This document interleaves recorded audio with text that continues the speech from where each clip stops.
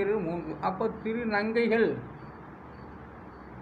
அது விதி என்கிறது 3. திருநங்கை 1 2 பேருக்கு திருநங்கை, எல்லோரும் சேர்ந்தாக்க திருநங்கைகள் அது விதி என்கிறது 3. எல்லாம் சேர்ந்தாக்க திருநங்கைகள் 3. திருவாளர் 5 எழுத்து 8 5 3 7 9 இதெல்லாம் கூட்டினாக்க 34, அது விதி என்கிறது 5. திருவாளர் மதிப்புக்குரிய நம்பரெல்லாம் அதில் தான் 5ஆம் இடத்தை போய் சேரு. திருமுகு